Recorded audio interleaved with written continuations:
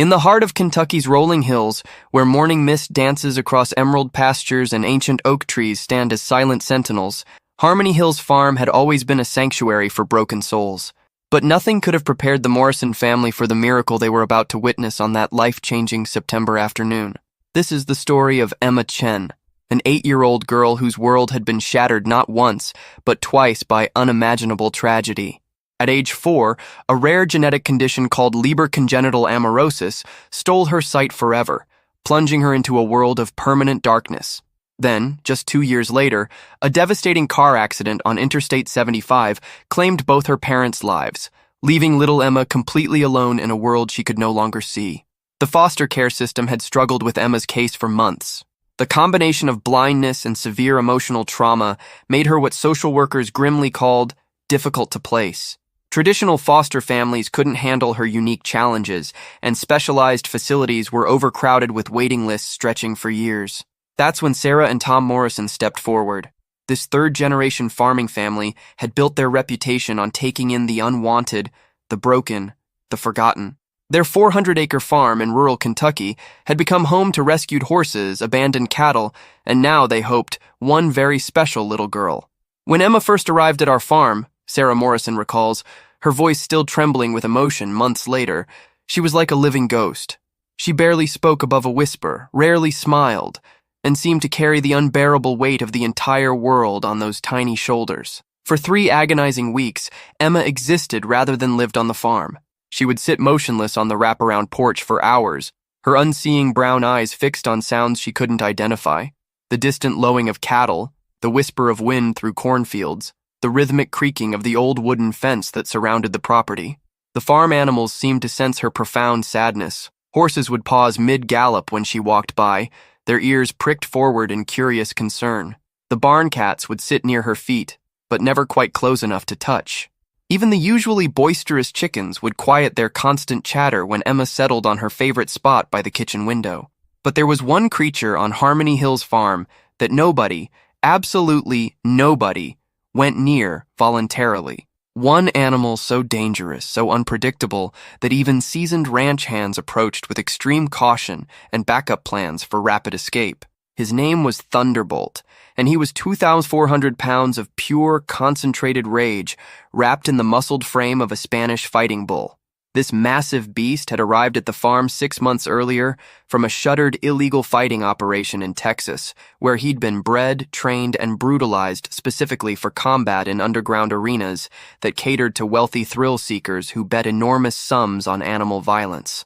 The authorities had rescued Thunderbolt along with 12 other animals from conditions so horrific that several investigators required psychological counseling afterward. While the other animals showed signs of recovery with time and patience, Thunderbolt remained a walking powder keg of trauma and fury.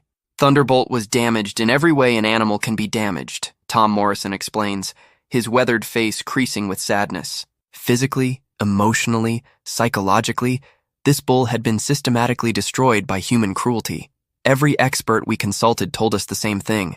He was beyond rehabilitation. The massive bull lived in complete isolation in a specially reinforced enclosure built from steel beams and concrete posts that could withstand his frequent explosive charges. For 6 months, he had attacked every human who came within 50 feet of his pen. 3 veterinarians had been injured attempting to provide basic medical care. The local sheriff had actually suggested euthanasia as the safest option for everyone involved. Thunderbolt's daily routine consisted of pacing his enclosure like a caged demon, charging at the reinforced fencing whenever humans appeared, and bellowing with such rage that neighbors 2 miles away would close their windows to muffle the terrifying sound. His massive horns, each nearly 2 feet long and sharp as spears, bore scars from his fighting days. His hide was crisscrossed with old wounds that had healed into raised, angry welts. But it was his eyes that told the real story. Dark, furious pools that held no trust, no peace, only the burned-out rage of a creature that had learned to expect nothing but pain from the world. Looking at Thunderbolt was heartbreaking, Sarah admits. You could see glimpses of what he might have been if he'd been treated with kindness instead of cruelty. But those glimpses were buried so deep under layers of trauma that most people couldn't see past the monster the fighting rings had created. Emma had been living on the farm for exactly 23 days when she first heard Thunderbolt's bellowing. She was sitting on the porch after breakfast, mechanically eating toast while Sarah tended to the kitchen garden when the bull's furious roar echoed across the property like thunder rolling across the hills. Most people found Thunderbolt's vocalizations absolutely terrifying, the sound of pure, unadulterated rage that seemed to shake the ground itself. Visitors to the farm would actually jump when they heard him, and several had cut their visits short rather than endure the unsettling reminder of the dangerous predator living just a few hundred yards away. But Emma tilted her head in a way that Sarah had never seen before, like she was listening to something that no one else could hear. For the first time in weeks, genuine curiosity flickered across her small face. "What's making that sound?" Emma asked quietly. They were the first words she'd spoken in 4 days. What do you think Emma heard in Thunderbolt's rage that no one else could detect? Have you ever noticed how children seem to understand things that adults miss? Share your thoughts in the comments because what happens next will challenge everything you believe about healing, hope, and the mysterious connections that can form between wounded souls. Sarah Morrison hesitated, unsure how to explain Thunderbolt to a child who had already endured more trauma than most adults could survive. How do you tell an 8-year-old girl that the terrifying sounds echoing across their peaceful farm came from a creature so dangerous that grown men refused to approach his enclosure? "That's just one of our bulls, sweetie," Sarah said carefully, choosing her words with the delicacy of someone diffusing a bomb. He's having a very difficult time right now." Emma's response stopped Sarah cold. The little girl turned her unseeing eyes toward the distant sound with an expression of profound understanding that seemed impossible for someone so young. "He's not angry," Emma said with quiet certainty. "He's crying, like me." The parallel hit Sarah like a physical blow. Here were two souls, both orphaned by human cruelty, both carrying wounds that ran deeper than anyone could see, both isolated from the world by trauma that seemed impossible to heal. Could this blind child really understand something about Thunderbolt that veterinarians, animal behaviorists, and experienced ranchers had all missed? Over the next several days, something extraordinary began to happen. Every time Thunderbolt's bellowing echoed across the farm, Emma would stop whatever she was doing and listen with an intensity that bordered on communion. She would sit perfectly still, her head tilted at that distinctive angle, as if she was having a conversation that no one else could hear. "She's listening to something we can't understand," Tom observed, watching Emma from the kitchen window as she positioned herself on the porch whenever Thunderbolt began his daily vocalizations. "It's like she's hearing words in his sounds." Dr. Martinez, the farm's veterinarian, was initially skeptical when the Morrisons described Emma's unusual interest in their most dangerous animal. "Children often romanticize what they don't understand," he cautioned. "Thunderbolt isn't expressing sadness, he's expressing rage and territorial dominance. That bull is a walking weapon, and no amount of wishful thinking will change that." But Emma's behavior suggested something far more complex than childhood fantasy. She began asking specific questions about Thunderbolt's history, his daily routine, even his physical condition. When Sarah mentioned that the bull barely ate, and often went days without lying down to rest, Emma nodded as if this information confirmed something she already suspected. "He doesn't trust sleep," Emma said matter-of-factly. "When bad things happen to you, sleep feels dangerous. I didn't sleep for weeks after Mommy and Daddy died." The insight was so precise, so psychologically accurate, that Sarah felt tears spring to her eyes. Emma wasn't projecting human emotions onto an animal. She was recognizing symptoms of trauma that she understood from her own devastating experience. If this incredible story of two wounded souls recognizing each other is touching your heart, please hit that like button right now to show your support. And if you're not already subscribed to our channel, click that subscribe button because we share amazing stories of healing and hope every week. Trust me, what happens next will absolutely blow your mind. Emma's request to meet Thunderbolt began on her 4th week at the farm. At first, Sarah and Tom dismissed the idea as impossible. The liability alone would be catastrophic if something went wrong. But Emma's quiet persistence, combined with her increasingly accurate observations about the bull's behavior, made them reconsider. "She described his pacing pattern perfectly without ever seeing it," Tom told Dr. Martinez during one of the vet's visits. "She knew he favored his left front hoof, knew he positioned himself in the corner of his enclosure during thunderstorms, knew he barely touched his food during the first 3 days of each week. How could she know these things, Doctor?" Martinez had no explanation.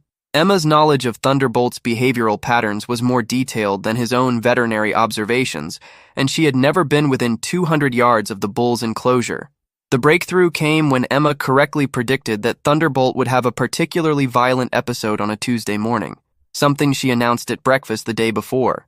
Sure enough, Tuesday dawned with the bull charging his fencing with such fury that the reinforced posts actually cracked under the impact. "How did you know?" Sarah asked, kneeling beside Emma's chair with a mixture of amazement and concern. "He told me yesterday," Emma replied simply. "He was extra sad because he remembered something bad. Sometimes memories hit you like waves, and you can't stop them from crashing over you." The description of trauma response was so clinically accurate that Sarah wondered if Emma had been exposed to psychological terminology during her time in foster care. But when she checked with Emma's social worker, she learned that the girl had been largely nonverbal since her parents' death and had barely engaged with the counselors assigned to her case. Emma's understanding of Thunderbolt's emotional state was coming from somewhere else entirely, a place of shared experience that transcended species barriers. 3 weeks of careful observation convinced the Morrisons that Emma possessed an almost supernatural ability to read Thunderbolt's moods and predict his behavior. She knew when he would be agitated, when he would retreat to the back of his enclosure, even when he would actually eat the food they provided. Finally, against every rational instinct and professional recommendation they had received, Sarah and Tom made a decision that would either result in a miracle or a tragedy. "If we do this," Sarah told her husband, "we do it with every possible safety precaution. Multiple barriers, emergency protocols, and at the first sign of aggression, we stop immediately." The plan they developed was elaborate and careful. They would bring Emma to the outer perimeter of Thunderbolt's enclosure, separated by 2 layers of reinforced fencing and a 20-foot buffer zone. She would never be in actual physical contact with the bull, and multiple adults would be positioned to intervene instantly if anything went wrong. But as they prepared for this unprecedented meeting between a blind child and a traumatized bull, none of them could have predicted what would happen when these 2 wounded souls finally encountered each other face to face. The morning of the meeting arrived gray and overcast, with storm clouds gathering on the horizon like omens of the emotional tempest about to unfold. Emma had been unusually quiet during breakfast, as if she was preparing herself for something momentous. "Are you nervous, sweetie?" Sarah asked as they walked slowly across the farm toward Thunderbolt's distant enclosure. Emma considered the question with the seriousness of someone twice her age. "A little," she admitted, "but he's been waiting for me. I can feel it." What do you think will happen when Emma finally meets Thunderbolt face to face? Can 2 traumatized souls really heal each other? Have you ever experienced a connection that seemed to transcend normal understanding? Share your thoughts, because what happens next will challenge everything you believe about the power of empathy and love. As Sarah led Emma across the dewy pasture toward Thunderbolt's reinforced enclosure, the air itself seemed to hold its breath. The storm clouds gathering overhead created an ominous backdrop for what was about to unfold. A meeting between 2 of the most damaged souls that Harmony Hills Farm had ever sheltered. Dr. Martinez had arrived early that morning, bringing with him a portable veterinary kit and a tranquilizer gun just in case. Tom Morrison positioned himself near the gate controls, ready to activate emergency lockdown procedures if needed. 3 neighbors who had heard about the unprecedented meeting watched nervously from a safe distance, their phones ready to call 911. But it was Thunderbolt's behavior that morning that truly unsettled everyone present. For the first time in 6 months, the massive bull wasn't pacing his enclosure like a caged demon. Instead, he stood perfectly still in the center of his pen, his enormous head raised and turned toward the approaching group, as if he had been waiting for this exact moment. "I've never seen him like this," Dr. Martinez whispered to Tom, his voice tight with concern. "He's too calm. With bulls, this traumatized, sudden behavioral changes can signal an impending explosive episode." Emma seemed oblivious to the tension radiating from every adult present. She walked with the steady confidence of someone who knew exactly where she was going, her small hand lightly gripping Sarah's arm for guidance, but her head turned unerringly toward Thunderbolt's distant form. "He knows I'm coming," Emma said simply. "He's been getting ready." They stopped at the outer safety barrier, still 15 feet from the inner fence that contained Thunderbolt. Sarah positioned herself between Emma and the bull, every muscle in her body coiled and ready to grab the child and run if necessary. But what happened next defied every prediction, every safety protocol, and every expert opinion they had received. Thunderbolt began to walk slowly toward the fence where they stood, not charging, not aggressive, but moving with a deliberate purpose that seemed almost ritualistic. His massive hooves left deep impressions in the soft earth as he approached, each step measured and careful, as if he understood the delicate nature of this encounter. "This is impossible," Dr. Martinez breathed, his hand instinctively moving toward the tranquilizer gun. Aggressive bulls don't approach humans voluntarily. They either charge or retreat. This behavior doesn't exist in the literature. But Emma wasn't surprised by Thunderbolt's approach. If anything, she seemed to have expected it. She took a small step forward, and Sarah's heart nearly stopped as the little girl moved closer to the most dangerous animal on their property. "Emma, please stay back," Sarah pleaded, but her voice was barely a whisper. Something about the quality of this moment, the strange peace that had settled over the scene, made loud noises feel like sacrilege. Thunderbolt reached the inner fence and stopped, his massive head just 3 feet from where Emma stood behind the safety barrier. For several heartbeats, child and bull regarded each other across the space that separated them, one unable to see, the other unwilling to trust. Then Emma did something that made every adult present forget how to breathe. She reached through the outer safety barrier, extending her small hand toward the massive creature that could kill her with a single movement. "It's okay," she whispered, her voice so soft it was barely audible. "I know you're scared.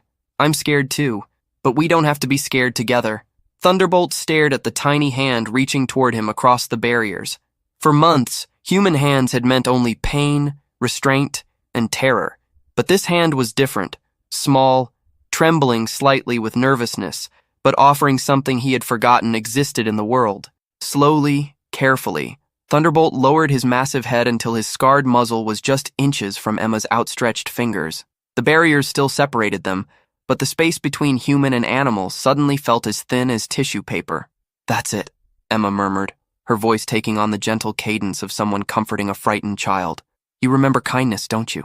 It's buried deep, but it's still there. Doctor, deep." Martinez later described what happened next as medically impossible. Thunderbolt's entire physiology changed in real time. His stress indicators, muscle tension, breathing patterns, even his posture, showed complete relaxation. The aggressive bull who had terrorized their community for months was displaying submission behaviors typically seen only in completely domesticated animals. But the most extraordinary transformation was happening in Emma. The withdrawn, silent child who had barely spoken in weeks was suddenly animated, confident, speaking in complete sentences as she continued her one-sided conversation with the massive bull. "I lost my family too," Emma told Thunderbolt, her unseeing eyes somehow finding his dark gaze. "People hurt you so much that you forgot how to trust anyone. But Sarah and Tom are different. They saved you just like they saved me." Thunderbolt made a sound that no one at Harmony Hills Farm had ever heard from him before. Not the terrifying bellows of rage that had echoed across the property for months, but a soft, rumbling vocalization that sounded almost like contentment.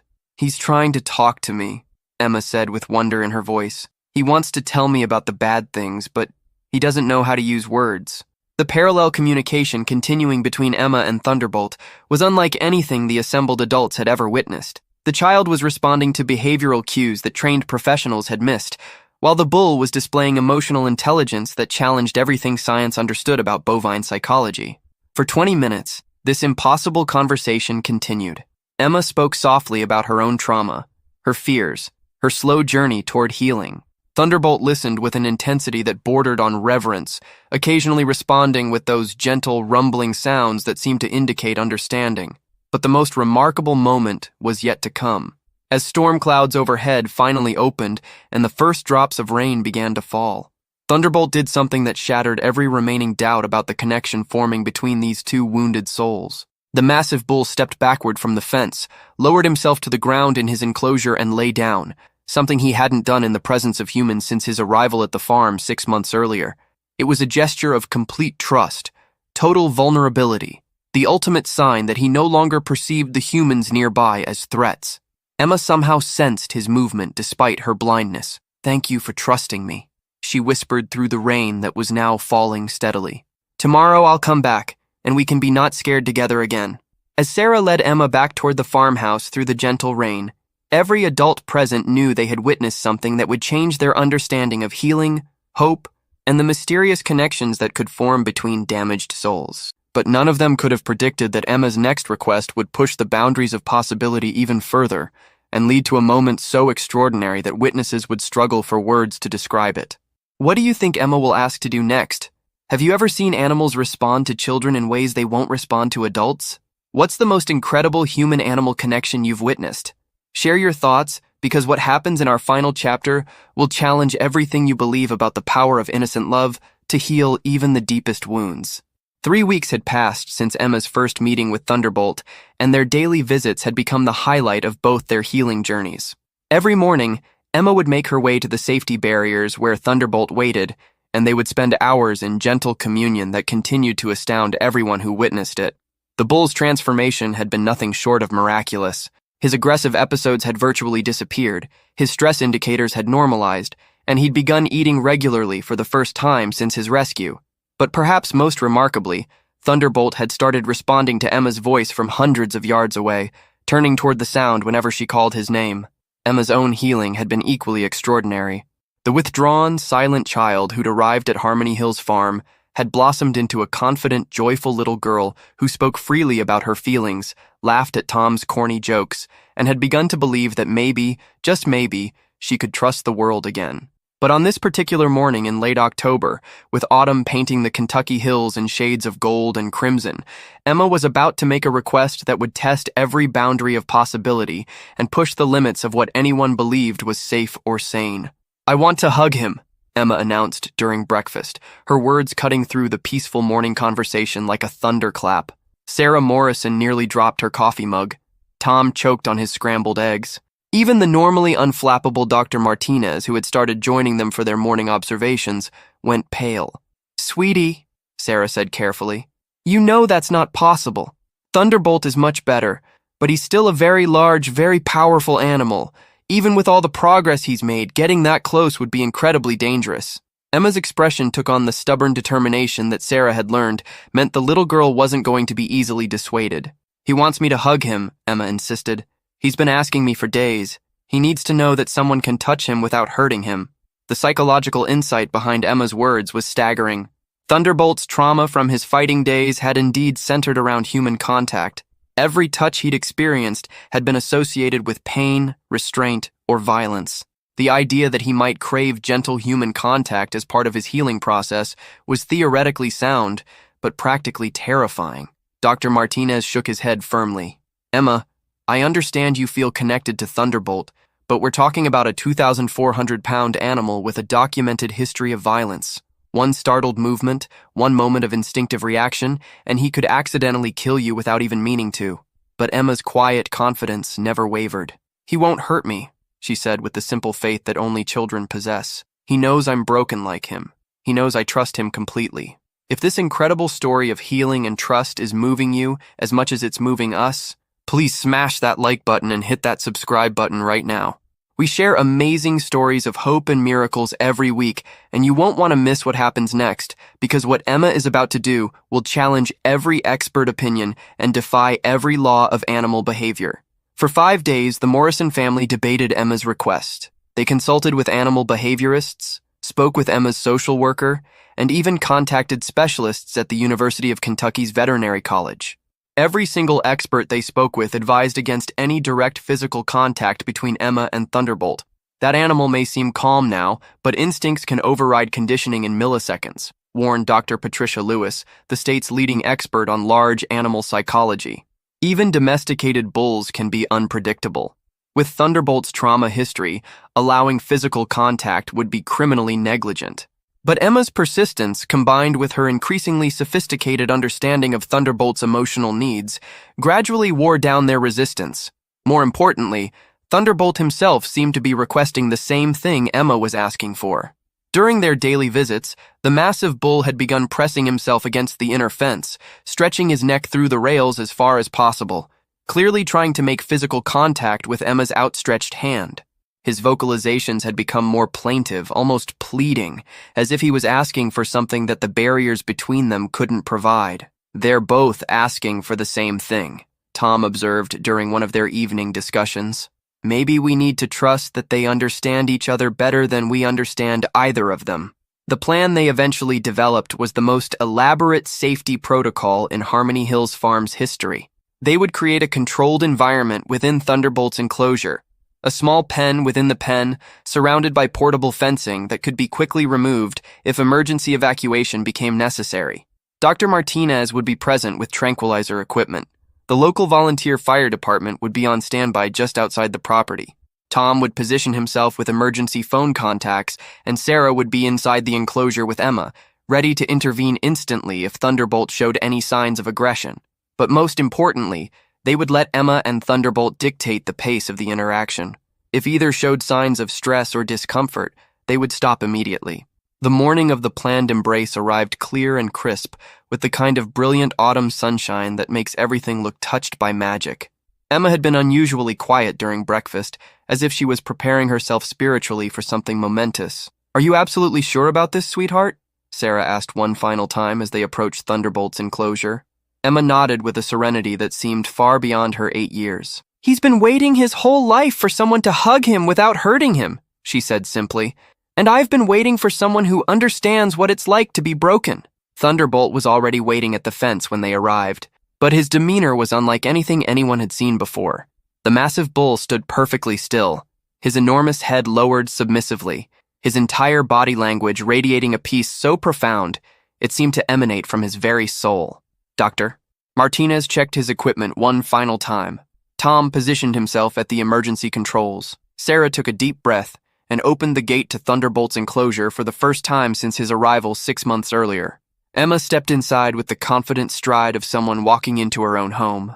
Thunderbolt remained motionless, watching her approach with eyes that no longer held rage or fear, but something that looked remarkably like love. "Hello, my friend," Emma whispered as she walked slowly across the enclosure toward the massive bull. "Are you ready for the best hug in the world?" What happened next will be remembered as one of the most extraordinary moments of human-animal connection ever documented. Emma approached Thunderbolt without hesitation, her small arms spreading wide as she drew near his massive form. And Thunderbolt, this creature who had been conditioned to associate human contact with pain, slowly lowered his enormous head and allowed a blind 8-year-old girl to wrap her arms around his scarred neck. The embrace lasted only seconds, but its impact was eternal. In that moment, years of trauma began to heal for both of them. Thunderbolt's entire body relaxed into Emma's gentle touch, while Emma finally found the unconditional acceptance she had been searching for since her parents' death. "I love you too," Emma whispered into Thunderbolt's ear, and the massive bull made a sound of pure contentment that echoed across the hills like a song of hope. When they finally separated, both Emma and Thunderbolt were transformed. The angry, dangerous bull had become a gentle giant who would spend the rest of his days protecting the little girl who had shown him that not all humans brought pain. And Emma had found her purpose, caring for a creature who needed her as much as she needed him. 6 months later, Emma and Thunderbolt are inseparable. She reads to him every afternoon. He keeps her safe during her daily walks around the farm. Their bond has inspired dozens of research studies and changed how scientists understand the healing power of interspecies connections. But for Sarah and Tom Morrison, the real miracle isn't scientific. It's personal. They've watched two of the most broken souls they'd ever encountered heal each other through nothing more powerful than unconditional love and absolute trust. What moves you most about Emma and Thunderbolt's incredible story? The courage it took for Emma to trust completely? The transformation in Thunderbolt from rage to love? Or the proof that healing is possible no matter how deep the wounds? Share your thoughts in the comments below, because stories like this remind us that love truly can conquer anything. And sometimes the most powerful medicine is simply believing that broken things can be made whole again.